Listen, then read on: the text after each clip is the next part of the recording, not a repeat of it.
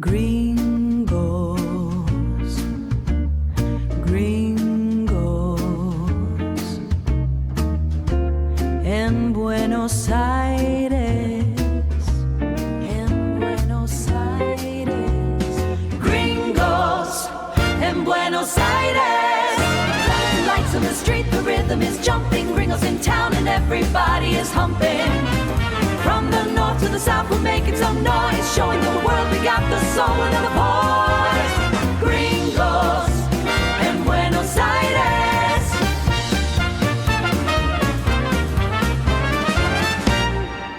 Welcome to this dose of the Gringos in Buenos Aires podcast. I'm your host, Paul Perry, and today's guest is a tech salesman. He's in tech sales, high-tech sales, or just tech sales. We don't know.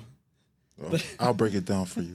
He'll break it down for us. He's originally from Wisconsin, been here over the rainbow for about 3 years.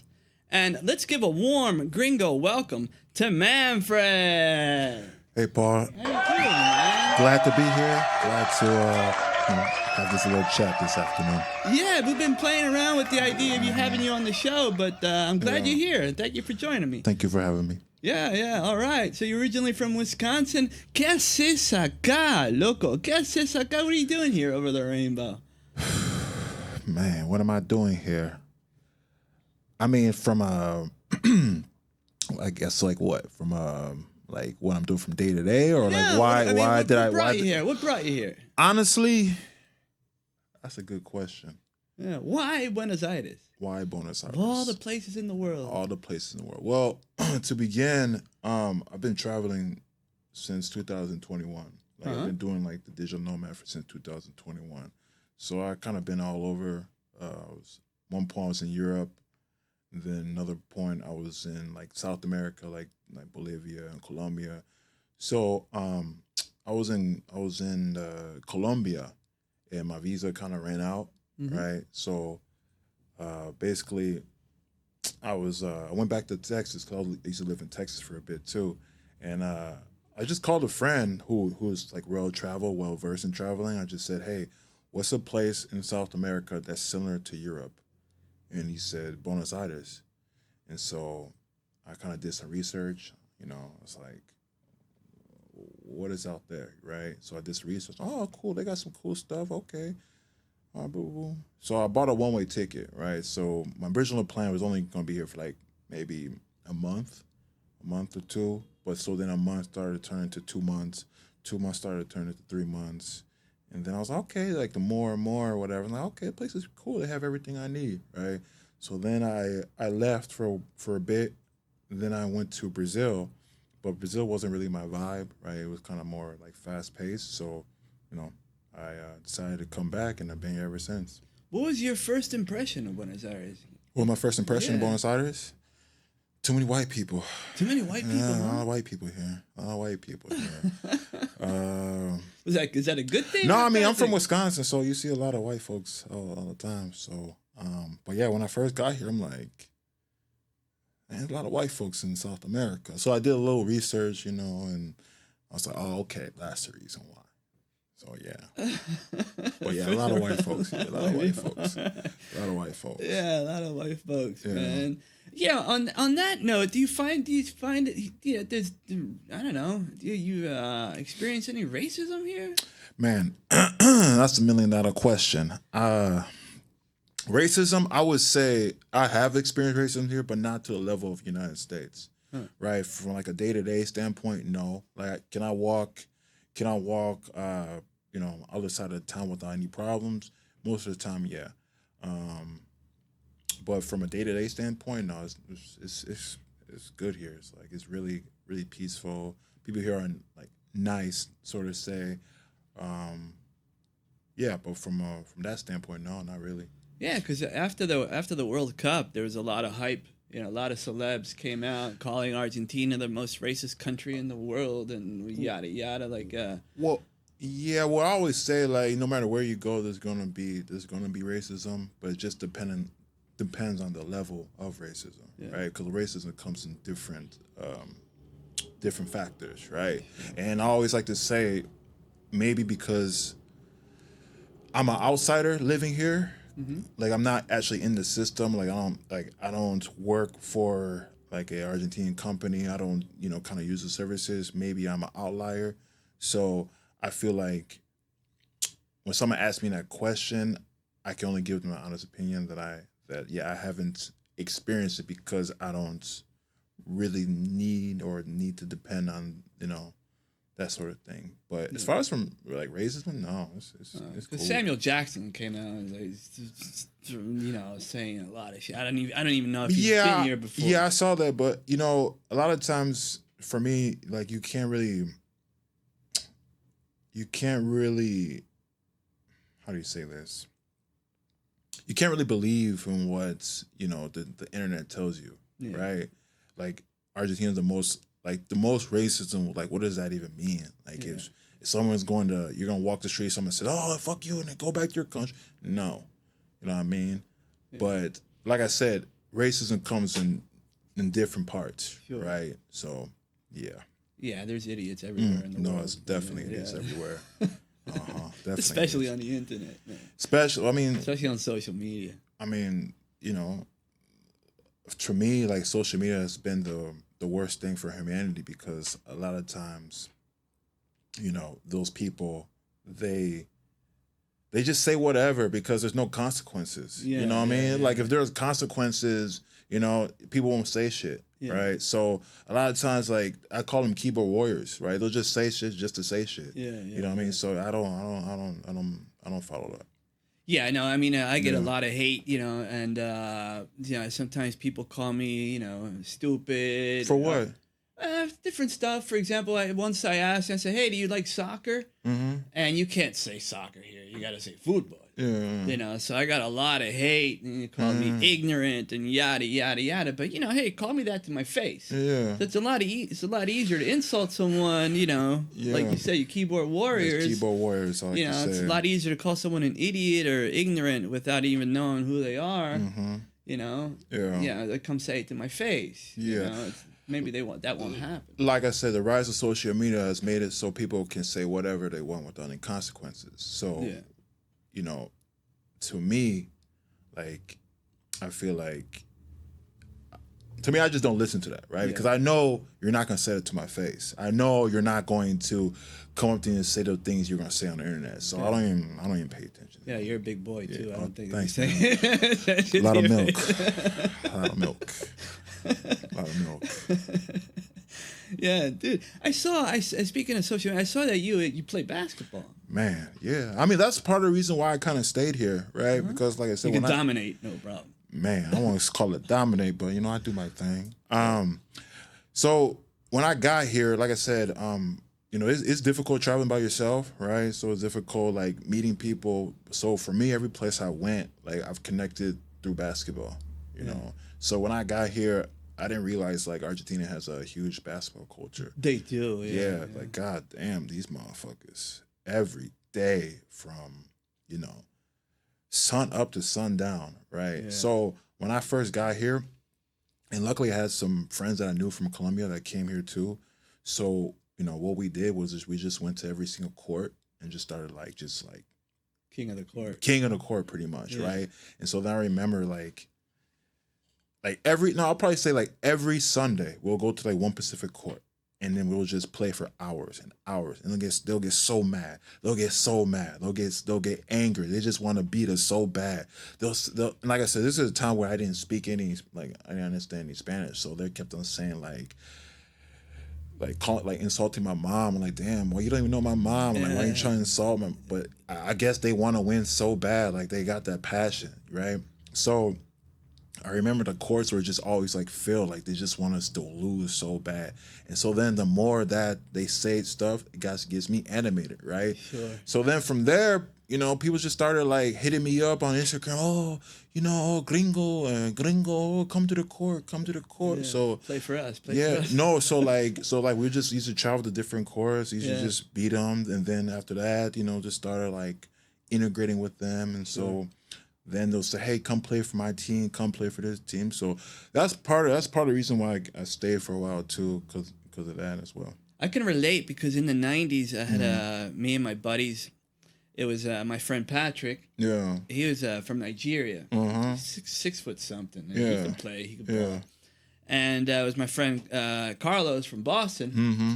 He could ball too. And there's a little, I had a little expat community. Yeah. And I'm not, I'm from Philly. I grew up, I didn't, we didn't play much basketball. I didn't play because I'm short. And it's I didn't have the physical advantage. But here I can shoot from the outside. You know what I'm saying? And with me and my 5 friends, we'd go and we'd do King of the Court. So we'd go from Colegiales. Yeah. We go to like Devoto. We go to different courts and play. Yeah. And I remember once I shot a 3-pointer. It was like, che, marcalo que es tirador. You know what I'm saying? We were like a group of Americans going from, playing King of the Court. Man, it was fun. Yeah, and that's pretty much what we did. Like I said, we just went from court to court to court to court to court, and each time they just wanted us. And like I said, once I'm pretty like distinct, like recognizable, right? Sure, yeah. So every single time they'll say, "Oh yeah, that's the Gringo." You can dunk too. Man, well, I do my thing. I do my thing. But like I said, once we started doing all of that, like I said, we just started, people kept asking us, "Hey, come play for my team, and then, someone would say, "Hey, you should play for a club." Yeah, right? I was gonna say, you ever think about playing for a club? Yeah, so now I've been playing for a club for the last year, and it's been. What club is that? I play for a club called Valentina Sina, which is in the south. Yeah, it's in the south. So, it's good, man. It's very competitive. Like I said, the one misconception about basketball here is they can't play. I would say here it's more physical. Like here, their passion, they're physical, and they get away with little things, right? Yeah. To me, it's like a mental warfare, sort of say. Which is So, no, it's been good, man. It's been good.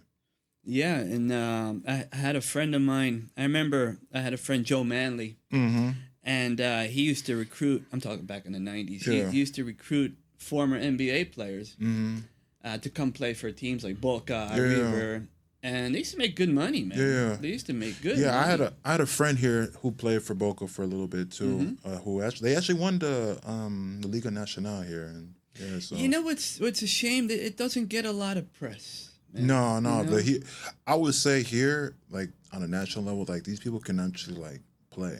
It's very, like I said, very physical. They get away with a lot of stuff. Compared to other leagues in South America, I would say this is probably one of the top leagues here. Yeah. For sure. I remember my friend Stanley. He used to play for River. I had another player, Scotty. He used to play for Lanús. And they used to make good money, man. Yeah. No, they make good money. Oh, he made good money. Yeah. He made a lot of bottle service during the night. So yeah, he made a lot of good money, man. I remember my friend Stanley. He was 6'8". Yeah, I had a friend. He's 6'9". Yeah. And we used to go to clubs, and we used to go clubbing with Stanley. Stanley was a big boy, man.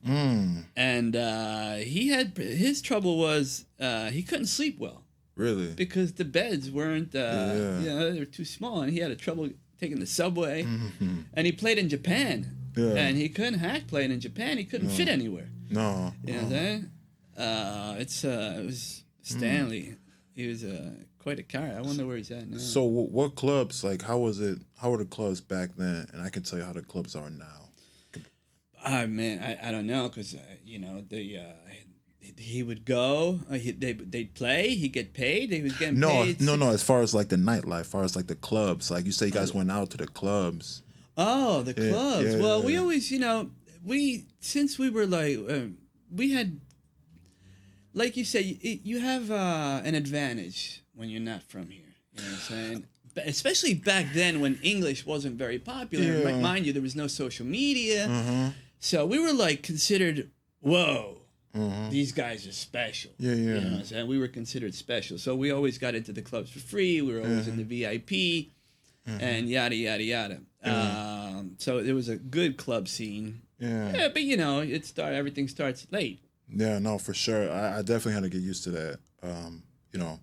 Going to the club at 1 o'clock, 2 o'clock in the morning.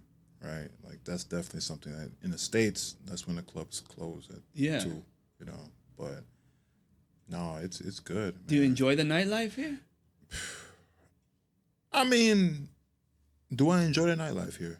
I would say out of 10, it's chill, man. It's like a 7. Mhm. You know, obviously, like there's not, to me, in my opinion, it's not really much of a dance culture here, right? You know, like for me, when I go out, I like to, you know, get a little liquor in my system and like, you know, dance a little bit. Here, Breakdance? no, not break dance, but you know, grab somebody like a female and say, hey, would you like to dance? But no, like to me, in my opinion, a lot of these individuals like to just like talk throughout the night, which like I talk all week, so I don't really feel like talking, you know, when I'm at the club. I feel like dancing, hey, what's up, get to know you, blah, blah, blah. So, Yeah, dance clubs. I don't know, man. Yeah, we used to do a lot of that. There was a dance club called La France. And I remember my buddy, Arocha, rest in peace, he used to wear knee pads. This short guy, man. He was like 5'4". And he would get all, you know, dressed up, you know, and wear knee pads. And he used to like, you know, bust out in the middle of the dance floor, you know, everyone around him, you know, clapping. He would like jump and like, you know, drop and spin and everything. He was like, I mean, crazy. That scenario, I wish I can do, but I'm more like, hey, I grab her hand and then dance, you know, little something. Like salsa? I wouldn't say salsa, something subtle, something like straight to the point, something where, you know, With the Vandross? not like that, something more, yeah, like chill, like something Chill. like, you know, say, oh, like she can feel me, you know what I mean? Feel like, oh, okay, oh, you know, he can dance a little bit, but I'll tell her You all got to my get into secrets. the cumbia. Nah. Nah. No cumbia, no cumbia. Yeah. No, but yeah, it's good, man. The club scene's good. You know, women here. I mean, Where do you go out when you go out somewhere? shoot, You got a spot? man. Do I got a spot? Yeah, I got a spot, man. I usually go to Uptown. I usually go to Uptown, where's that? It's in Palermo. Yeah, but you know, the line's crazy long. Then I usually go to, where I go usually? La Mala, Presidente. Man, I go all over, man. I go all over, man. I try to, you know. You got a group of friends? Man, do I got a group? Yeah, I got some. Argies? Argentines? So I got a group of. It depends, right? I got my basketball people that like it's only associated through basketball. I got my, I guess, people who I go out with. That's another group. So but we go all over, man. We go all over, you know. But it's good. Like I said, it's a good way to, like I said, you know, meet people, talk to girls. Obviously, that's the whole goal when you go out is to talk to girls, right? Yeah. You don't want to go out just to talk to your friends. You know, you Sure. want, you know, talk to girls. Say, hey, what's up, girl? What's up? You know. So yeah, like I said, I'm not much of a talker.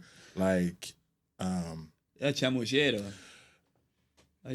I mean, to me that's just a default term because I feel like everyone is that. If you like, to me, I still don't understand. Like, is that person who's good with talking or what? Because I've heard that people call me that a lot, but I'm like, I mean, I talk all day, all week, so naturally I'm a good talker. You know what I mean? So, Chamullero. yeah. I would say. Man, I had a buddy of mine. I remember he was so good at chamullando. You know, he wasn't the best looking cat, but he could chamullad his way to a phone number. You know, because back then it was like you had to work hard to get a phone number. Really? Man, here is God. It depends, right? Now you got the Instagram. What's your Instagram? No, for me, it's like the women here. Like I feel like I'll say this, and I know we have some women like you have a lot of women in your audience, women that view your. Yeah. Okay, so I'm gonna say it from my opinion. Sure. So, to me, like, if you have game here, you'll do well. Like if you don't have game, like if you didn't have game in your home country, you won't have game here. Because to me, you have to have some sort of personality in order to attract women here, right? You have to bring something, right? Like the whole. Have you heard of like the passport bro movement and all that other stuff? No. The passport bro movement? No, I haven't heard. Oh, all right. So the passport bro movement is like individuals who are from like United States, right? So they go to different countries and like women are just all over them because they obviously have those resources, Sure. right? They kind of using it. Here, no. Like here, you actually have to have game to talk to women, right? You have to like. Your Spanish may not be 100%, but at least have that confidence, right? For me, I feel like women just, they like people with confidence, right? So no matter how fine she is, she can be Messi's wife. I'm talking to her. I don't care. Like, I don't care, right? So to me, like, you just have to have some sort of personality, right? You have to just go up to them and just, hey, say what you got to say. Say, oh, I like you. Oh, I think you look good, Hey, what's your number? Oh, I'll give you my Instagram. No, but I'm special. Give me your number. You know what I mean? But not like that. You have to be more smooth about it. So you got a strategy. Man, my strategy, it depends. It changes. It changes depending where I go, depending on the place, right? The nightlife, like when I go out, honestly, I don't even talk to them. I just say, I don't even say nothing. I just I'll show you. I just take my phone out, get the area code, and this works too. I just said here. I just grab it. I say here, and I just look at them, and they say okay. Wow, that's easy. But obviously, you gotta follow up. You gotta talk to them. You know what I mean? Because like I said, when I go out, I don't like to talk. Just like to You pull out your phone. I pull out my phone because it's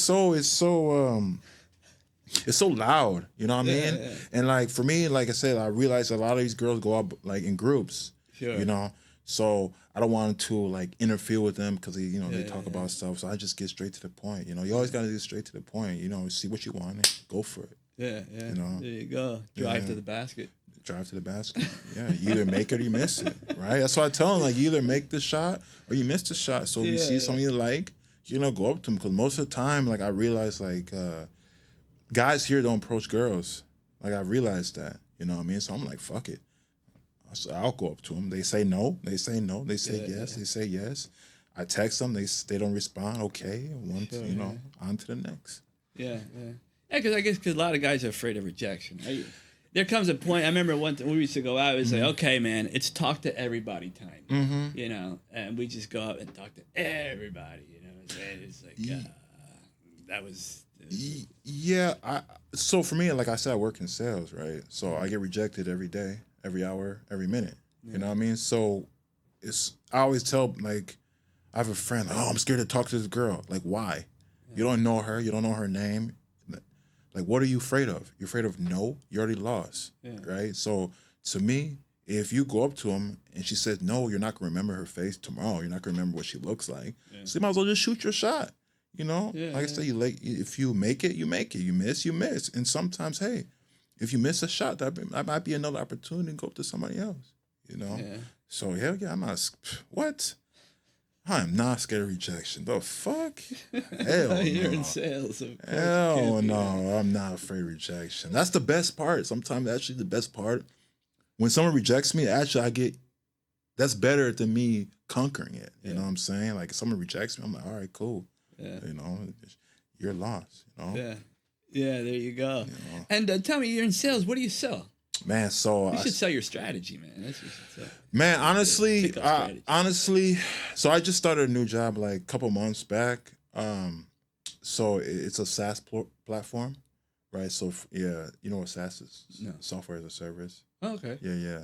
But I actually thought about kind of getting to that other, like, how do you say, other side, like teaching people how to be more, be more confident, be more like, and not, like I said, not just with like girls, it's just with life, you know what I'm saying? Yeah. Or getting outside your comfort zone, right? Because like I said, a lot of people ask me like, oh, why'd you leave the States? Oh, why, I was like, because you have to get outside your comfort zone, right? Yeah. You have to, you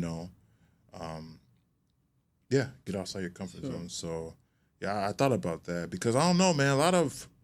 You traveling, you meet a lot of interesting people, right? You meet a lot of interesting people. You meet a lot of different mindsets, right? And like I said, a lot of people have the mindset like I don't want to do it, right? And I feel like, hey, you only have one life, right? So take that risk. Rather, hey, talk to that girl, take that new job,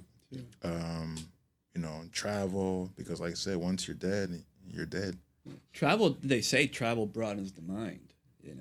That's for sure. It depends on how you travel.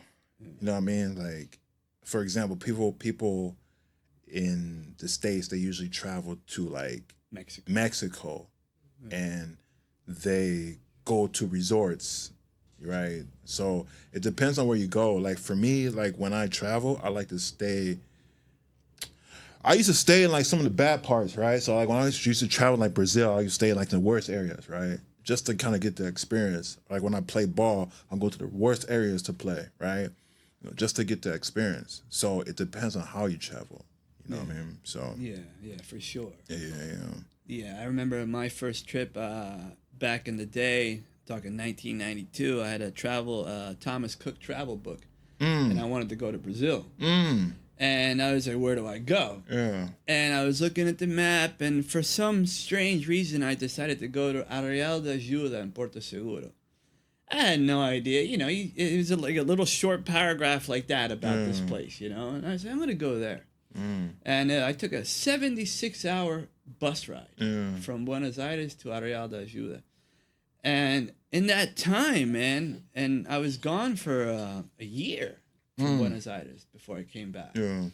And I met some of the coolest people, man. Yeah. I met people from Germany, from the States, from Sweden. I made friendships. I still keep in touch with them, man.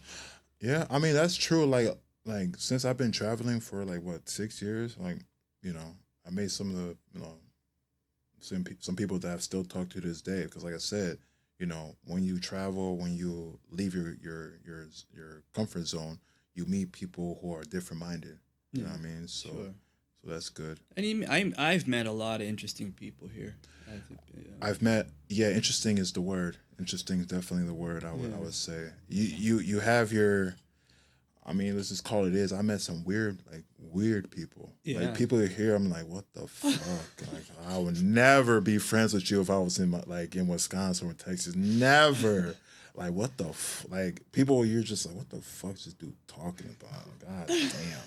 Fuck. I had a guest on the show. This guy is from Ireland. He lived on this island in the Atlantic off the 20 miles off the coast of Ireland, and on this island with like 400 people. And he was on the show, and I was like, well, I'm like a weirdo magnet. Me He's too, like, bro. Yeah, you're a weirdo magnet. It's weird. Like so for me, it's always dudes that come up they just tell me like their life story. Like, I don't ask no. I mean, obviously I'll just say, hey, like where you from, and they just start going. You know what I mean? And then I'll be like, okay, it's okay, man. Like a couple weeks, what is that? Like 2-3 weeks ago, I was just out, and he noticed my hat. He's like, dude, you're from Colorado. I'm like, nah, I'm from Wisconsin. It's like, yeah, I'm from Colorado. Oh my God. I'm like, he's really excited. And I'm like, damn, relax. You know what I mean?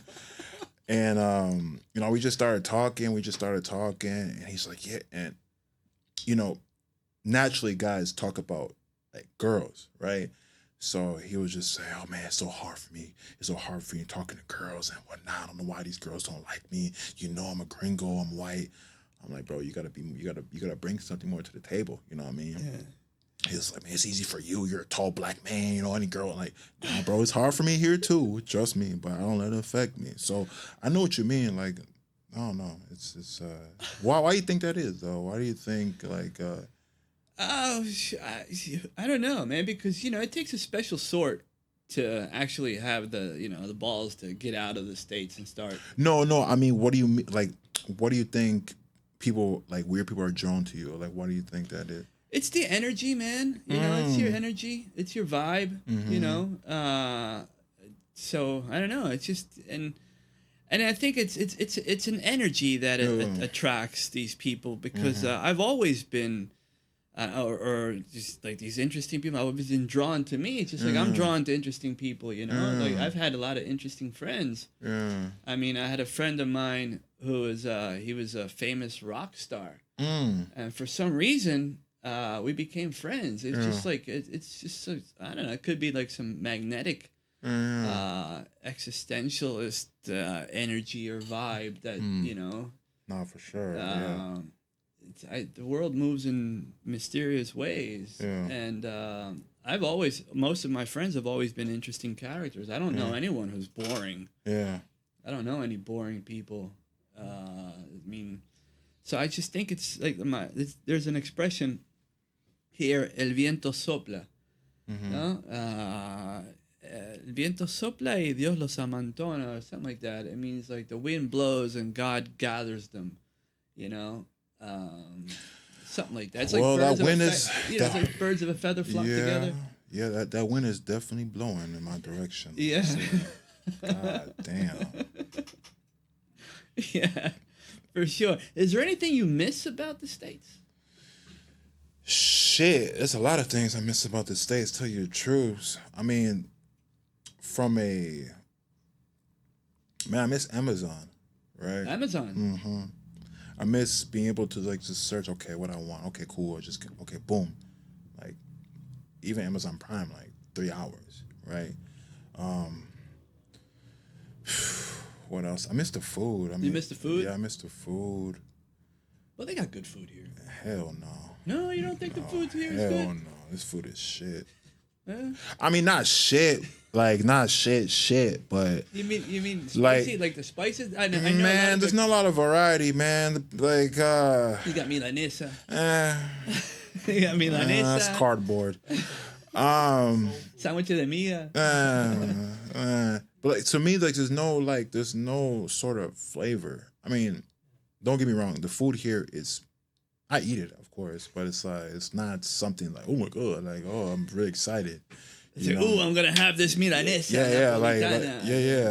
Like, it's not like I get excited, like, oh, I'm going to this restaurant. You know what I mean? No, like the food here is just, to me, it's basic. Like, there's no like. What do you eat though?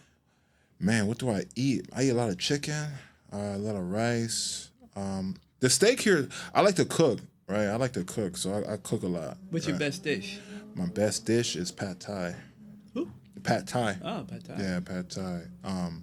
But like the food itself, like I just haven't found like food where I'm like, this is really good. You know, like something that I can wake up and I want this. You know, like. It's surprising when I tell people like, yeah, I don't like milanesa here. I don't like, media lunas here is good, like the desserts, but like as far as like the everyday food, like I'm sorry, your audience, it's not fine. It's not my cup of tea. Like I'll eat it, but I don't get excited. Like for me, like when I eat, I have to get excited because I keep coming back. So yeah, I would say that, but. Well, I'm not a big fan of food. I eat because I need to feed myself. Yeah. But if I could have a steak, a salad, and a dessert and one little pill, for me it'd be heaven because I consider eating a waste of time. Man. Really? Yeah, eating and sleeping. Nah, I love eating and sleeping. Like food wise, like Peru. Like I lived in Peru. When you talk about food, that's food. Like you can feel it. You know, you're like, damn, this shit is good. I want to have some more. Here, like I say, when you eat it, you're like, all right, cool. Yeah, not enough spices. No. So. Yeah. Well, fortunately now they got some. They got some fast food restaurants, but it's expensive though. It's not expensive. It's a luxury, man. Going to McDonald's like going to like a 5-star restaurant. No, for sure. I was surprised. Like I said, I don't usually like eating McDonald's too, but when I was seeing the prices, I'm like, damn. Yeah. $20 for a burger? No, I'm good. I'm good. Yeah, I'm good. But buy yourself some ground meat with that and make your own burgers. Yeah. No, it's the food. Yeah, I don't know the food. Like I said, I just don't get excited about the food here. You know, but like I said, Yeah. I'm just one person. Like that's. How do you get around? You use a lot of public transportation? Man, when I first got here, I was scared to take the bus. Really? Why is that? Because I don't know. I just didn't like. So for me, I'm an A and B type of A to Z type of person, right? So I want to get there as quick as possible, and the bus always stop and stop and stop. Damn, how many fucking stops this shit is. And then you got people on the bus that just look at you all day. And like, I'm like, God damn, I don't want to be bothered. And then you see a little baby just looking at you, and you're like, fuck, how long is this bus ride? And it just keeps stopping and stopping and stopping. So then I was like, okay, man, let me just start walking everywhere. But then I started, so then I got a bike, and I got Uber, but then they started talking to you. So, like I said, man, but now I take the bus. I take the bus now. I take the bus. Yeah, I take the bus. But like I said, I'm a A to Z type of person. Like when I want to go to a place, like I want to get there without no distractions, without anybody talking to me, right? Yeah. So I kind of had to learn to, accept that, hey, people are going to talk to you, people are going to stare at you, Yeah, for sure. So, yeah, I take the bus, Ubers, bike, walk, I had a buddy of mine one time. He was from American guy. His name was Mike. And he was here first couple weeks, month. Mm-hmm. We'd take the subway. Yeah. And, we'd be talking, and, people here stare. They stay hard. They stare. Yeah. And so he was like, there was this dude staring, and he just said, "¿Qué miras?" Mm-hmm. "¿Qué miras?" And then he said, "What the fuck are you looking at?" I was like, "Dude, chill, man. I mean, it's just people here, they just look." Yeah, it's not personal, dude. Yeah, that's one thing I had to get used to, because, like I said, in the States, when someone stares at you, particularly like for a long time, like you kind of take it as a threat. You know what I mean? Yeah. So an insult. I was like in my head, I'm like, what the fuck this motherfucker looking at? Like, God damn, okay. But now I'm just used to it. I'm like, all right, cool. Like, I don't know if and that can work to your advantage depending on like the location. Somebody stared at you, fuck it, just go talk to them. Say, hey, But now, like I said, they come up to you now. Like, all right, they just come up to you. Oh, how long you been? Oh, okay, you like it here? Oh, and they ask you all these. I feel like people here ask you the same basic questions because like I have a script in my head because I know what question is going to come next. Sure. They ask you, "Oh, where you from? What do you do? How long you been here? What do you do?" That's number one. Exactly. I'm like, damn. Like, ¿Qué haces acá? Yeah. ¿Qué haces acá? Man. Yeah, almost as if you were like crazy to be here. That's the feeling I get sometimes. It's like, what are you doing? Like, what are you, crazy? Yeah. Like they don't know that, like, I mean, some people don't know like you can actually leave your home country and have a better life than where you're at, depending on how you set up, right? Yeah. So when they ask me, I'm like, just like, God damn, just leave me alone. I'm just living. But why? Like, I remember one time a dude actually wanted, like, usually when you say, hey, what are you doing here? You kind of just brush it off, like, I'm just, So I tried to brush it off, and then he just kind of went, like, he wanted to talk to me, and we had like an hour conversation. And I had to explain to him why particularly here. You know what I mean? You wanted to know. And I'm like, details. God, every single detail, but why here? Like, why here? And I had to tell him, like, you guys don't realize, like, your borders is this the most easiest country to get into and stay without facing any consequences. Yeah. You know what I'm saying? Yeah. So, that's, yeah. Yeah. Yeah. So you've been here 3 years. Have you seen any biggest change you've seen in the last 3 years? I've seen any biggest change. Prices? I mean, obviously the prices have jumped up compared to my first time here. But for me, it's always about adapting, right? And I've never been like a guy that could like go to restaurants. You know what I mean? I've always like cooked at home. But obviously, yeah, the prices have gone up. Like sometimes I don't understand, like, why are the prices here, like certain things, right? It's more expensive here than in the States. But to me, it's a trade-off, right? So for me, like, I'm like, damn, meat? How much meat costs here? But then you realize, okay, well, the cost of living here is still lower compared to states. Like a 30-minute Uber ride will be like $5 compared to the states. So 30-minute Uber is like $30. So there's a trade off. Yeah. So when people always complain, to me, when people complain about prices, I mean, like, bro, like, you have to adapt. You know what I mean? Like, there's the days of getting a $10 steak is over. Like going to a restaurant getting a $10 steak is over. But to me, like I said, like I really don't like focus on the prices. Like I said, I've always adapt, right? So, but yeah, it's got a little bit more expensive, you know. Yeah. I was talking to my brother the other day, and I told him I bought 36 eggs for $3.50. $3.50. He's like, dude, here you're talking $1 an egg, you know, and I paid $3.50. Yeah. You know, I paid 5,000 pesos for 36 eggs. Yeah. You know, and stuff like that. Potatoes, vegetables are cheap, man, compared to. And housing as well, right? So if you. Do you rent? Yeah, rent. Yeah, like a place in Austin or even Wisconsin, right? Like a place similar to Palermo is probably run you like 2,000, right? Not including expenses. Here, 700, 800.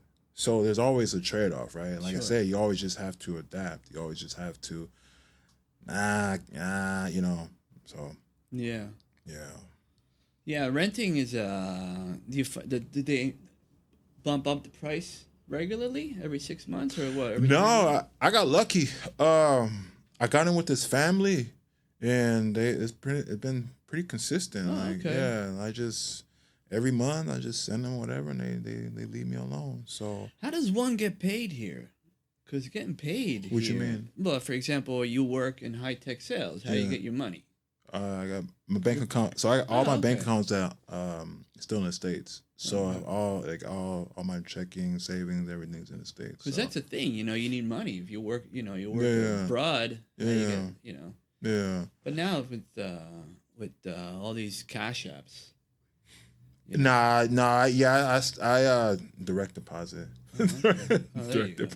Direct deposit. Nah, but like, I don't know. Like I said, it's the money thing here, the currency, the peso, the dollar. I still don't understand that. You know. I heard you mention the Popeye syndrome. Or something like that? The Peter Pan syndrome. Peter Pan. I got my cartoon characters mixed up. The Peter Pan syndrome. The Popeye.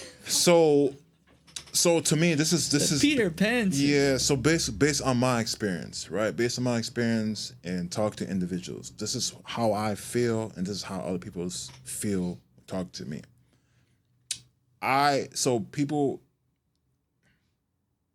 People here, like in terms of dating. This is in terms of dating. I always like to tell people, this is the place. If you want something serious, this is not the place to be. You're not gonna find anybody serious, no matter how you try, no matter how much of a gentleman you are, no matter how much you're not gonna find it here. What's serious? What do you describe? Serious? You know, family. Finding that special somebody only to be with that person. Like your soulmate. Your soulmate. You know. You're half an orange. You're half an orange. Yes. But if you want to come here and just whatever date, no strings attached, it's good. Yeah.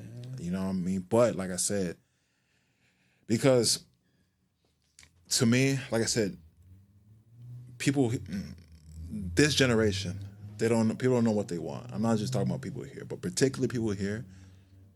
It's tough. It's tough getting into, like, it's tough, you know, finding something serious. Because like I said, like I read an article that's, I don't know percentage, but the majority of people here use dating apps, right? So to me, everything kind of feels transactional, right? Like transactional.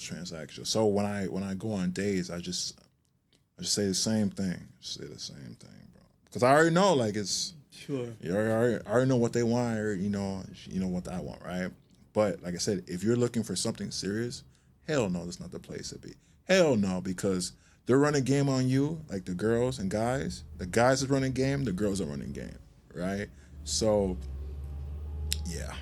I think would say- I don't.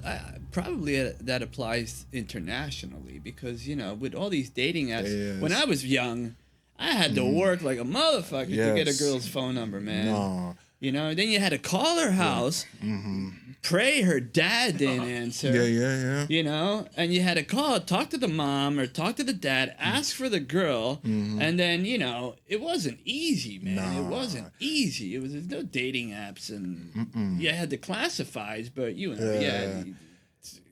nut jobs on that. Yeah. Now you got all these dating. You got Bumble, you got Tinder, you got POF, you got OkCupid, you got Hinge, you got all Inner Circle. You got all. So everyone has these unlimited options. So it's like, why?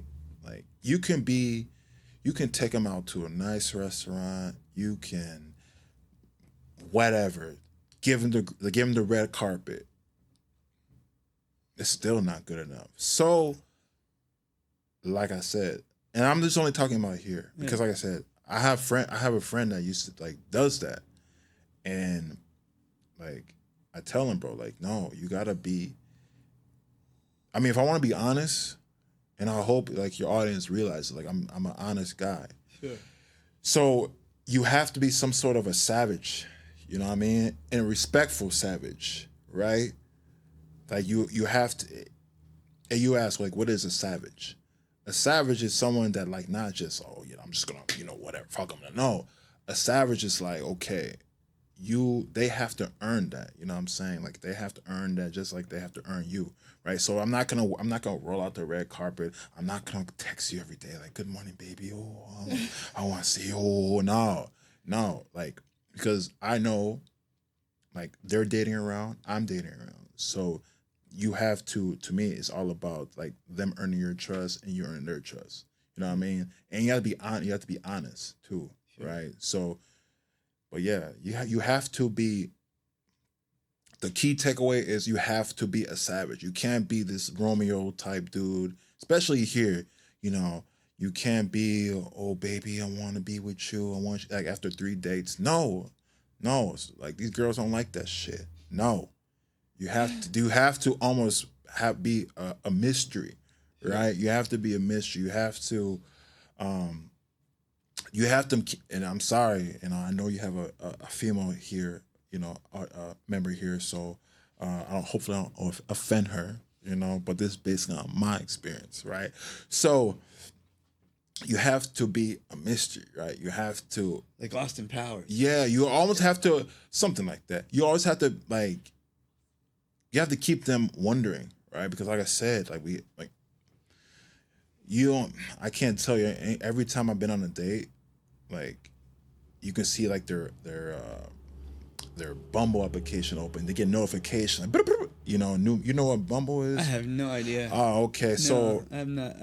I've been married, man. Oh, you've been married? I'm married. I've been married for 27 okay. years. Well, that's good, man. Never divorce, never, because the streets here is crazy. It's I can imagine. Hell I can't no, after, especially what you're saying, man. I mean, trust me. See myself dating. No, when I tell people, when you find somebody, hold on to that person because, like I said, it is ruthless out here. It's like the wild, wild west, right? Yeah. So Bumble just kind of Bumble and Tinder is like Rappi, right? Rappi Power? No, yeah, Rappi, the food delivery. Bro, just think of it like you just like ordering shit like that. You can just order shit like that's what it is. That's what it is. Like So I mean, I would say you have to be a mystery here because I'm pretty sure you've had guests before and so dating here sucks. I'm like, dating here is the worst. Oh my god, the girls here don't want to commit. Yeah, because they have. Well, I mean, I think it's part of the generation. I mean, no one really wants to commit to a lot of stuff, you know, because everything is just so fast and there's so much information and yada yada. It's just like... I mean, I would say that, and everybody, everyone's overstimulated. right? So because you have all these apps, you have all this social media, like you're always trying to be connected. You know what I mean? So to me, like the approach is being disconnected, right? So okay, well, I wonder what he's doing. You know what I mean? So yeah. Yeah, just I guess it takes time to meet that special person, and it's just. Do you want me to be honest with you? Yeah, of course. There's no such thing as a special person. Mm-hmm. No, I don't believe. I don't believe. I believe that you have to. You have to work on yourself, right? You have to be the best version of yourself, and then that person will come along. But to say someone that's special, no. Well, maybe you could be that special person to someone. You know. Man, I don't know, man. That's a good. Yeah. Yeah. I mean, if there's no special person, that means that you're not a special person either. No, special is something that's rare, right? Something that's rare. That's what somebody like special. No, I don't. No, I believe that. Is there someone out there for everyone? Yeah, of course. But to say someone that's special, no, because we all have flaws, right? We're not, we're not. Perfect. So. Yeah, for sure. Mm-hmm. Yeah. I get what you mean. Well, maybe you can write a book, dude. You should write a book. Man, I'll be honest with you. I thought about it. Yeah. I thought about it, but I don't think people will read it. You know, because who am I? I'm just a. You never know, man. Yeah. Like, would you read it? I would if I was out there, playing the game. If I was out there, and needed some guidance or some, some professional, some advice. Or But some I'm not a professional though.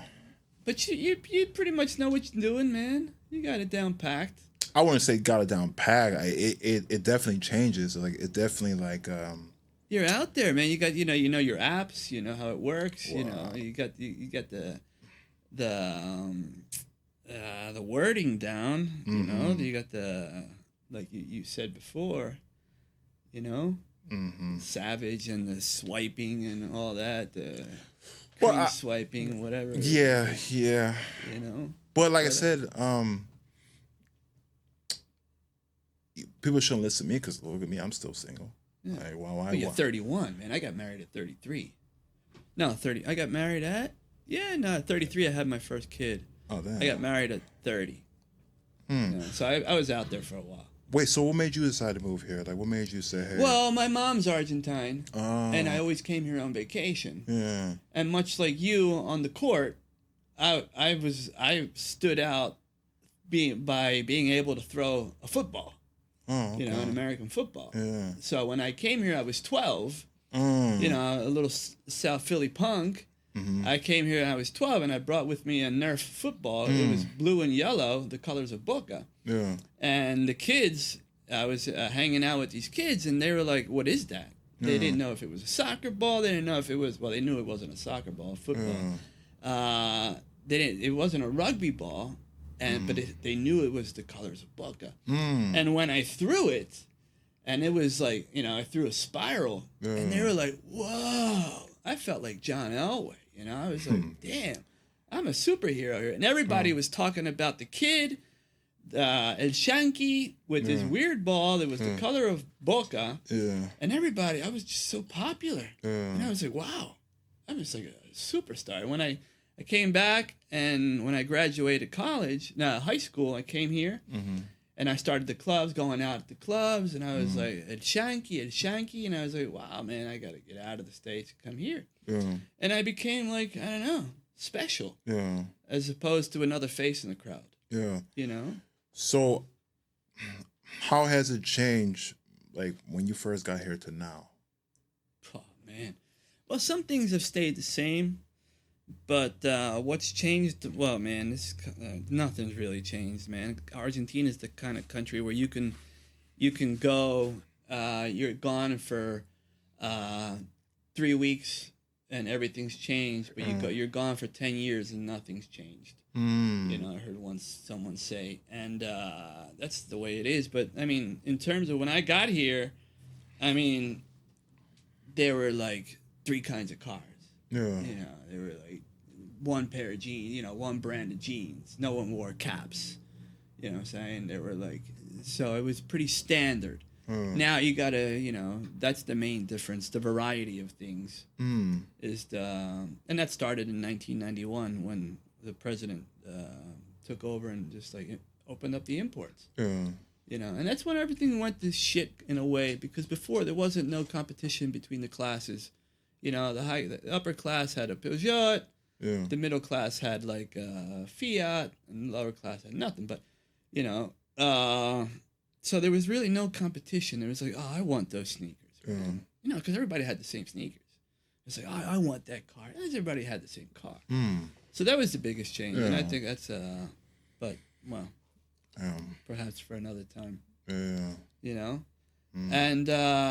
do you like to read? Do I like to read? Yeah, I like to read. All right. Well, I'm going to give you a copy of my book, which I usually give to my guests, and I have to give a copy to my previous guests too. It's My Neighbor the Skinny. It's about my friend Luis Alberto Spinetta, who is a rock and roll legend here. I wrote that in 72 hours, so it's raw. I wrote that in 72 hours. The guy who did the proofreading was an Irish friend of mine who was drunk at the time, so it's full of like he didn't do a really good job with proofreading. So enjoy it, man. Oh, you're an actor? Yeah, I'm an actor. Oh, okay. I can act. I can act. I have no professional training, but I can act. Would you ever go back to the States? Maybe on vacation. I could never see myself living there. I don't think I could walk that fine line. Why? I'm just so used to not using my turn signal, man. Just to give you an example, I'm just so used to like being able to do whatever you want, without any hassles, and I don't think I could. Obey the rules, man. No, for sure. But anyway, okay, Manfred, we're out of time. Unfortunately. Oh, we're out of time. Okay. But it was very insightful. Thank you, man. I hope I hope your audience took a lesson from this. I'm sure. And I appreciate you having me on your show. Thank you, man. Thanks so much for being here. Thank you. And just one thing, how do you handle the hello kiss? Man, I'll be honest with you. It's a case by case. Case by case. Man. Sometimes I like to mess around, but I'll be honest with you. I don't really kiss dudes. Yeah, no, I know. And the girls, I kiss the girls, but like 2 or 3. But like the dudes, like I kind of like when they go. It's kind of how do you say it? It's kind of like an awkwardness. You know what I mean? Like when they go in, I just be like, okay, there you go, bro. So I don't know. It's just so All right. All right, dude. Unfortunately, we're out of time, but I had a bunch of other questions for you, but maybe next time. Yes, sir. Yes, sir. All right. Thank you so much for joining me. Thank you. Hope you have a good day. Yeah, thank you. And to everyone out there, I hope you enjoyed this dose of the Gringos and Buenos Aires podcast. I'll catch you next time. Ciao for now.